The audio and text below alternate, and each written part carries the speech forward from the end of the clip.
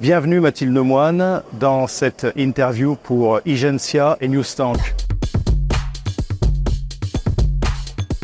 Peut-on faire de la croissance autrement? Oui, clairement oui, pour plusieurs raisons. La première, c'est qu'on peut faire de la croissance plus inclusive qui participe de la cohésion sociale.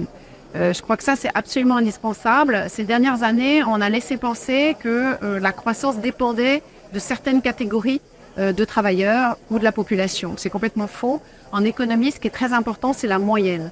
C'est-à-dire que les compétences moyennes doivent être suffisamment développées pour que l'innovation se diffuse. Et c'est ça qui fait de la croissance. On ne peut pas raisonner en silo ou en poche d'innovation ou de développement économique, ça ne fonctionne pas. Et ça, vraiment, la théorie économique le montre très clairement. D'où l'importance d'investir massivement et sur le long terme dans l'éducation et la formation. Ça m'a toujours frappé, ça fait 20 ans que je fais des études et des rapports sur ce sujet. J'ai jamais vraiment compris pourquoi c'était un sujet délaissé des gouvernements à travers l'Europe. La Commission européenne voulait faire de l'Europe le pays de la connaissance. Long life learning. Exactement. Et en fait, on a toujours ajourné ce genre de réforme, alors qu'on sait aujourd'hui que c'est indispensable, justement, dans un environnement développé où il y a beaucoup d'innovation. C'est indispensable pour éviter qu'il y ait des catégories entières de population qui soient exclues du développement économique. Comment mener ces politiques et comment les financer tout en réduisant notre dépendance aux financements internationaux? Alors ça, c'est une vraie question difficile. Bien évidemment, c'est arrêter de vouloir répondre au court terme. Je donne un exemple.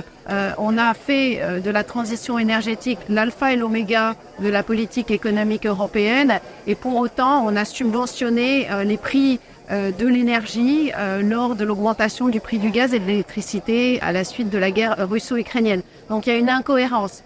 Donc est-ce qu'on ne peut pas, plutôt que de réagir à court terme, réfléchir justement au fait que les mesures de court terme nécessaires participent aussi des ambitions de long terme. Et donc je donne évidemment cet exemple qui est très flagrant, mais on peut aussi l'avoir dans justement la question que vous posiez sur la formation, puisqu'on sait que la baisse des charges sociales est un moyen de laisser sur le marché du travail des personnes qui ont des compétences obsolètes souvent, c'est indispensable pour éviter une grande montée du taux de chômage, mais on s'était engagé parallèlement à améliorer la formation continue et de faire en sorte que lors des grands chocs technologiques, les salariés puissent rester sur le marché du travail. L'intelligence artificielle arrive et on voit qu'on en est exactement au même point que lors de la crise de la sidérurgie. C'est absolument frappant et vraiment, je suis très engagée sur les sujets d'éducation et de formation continue aussi,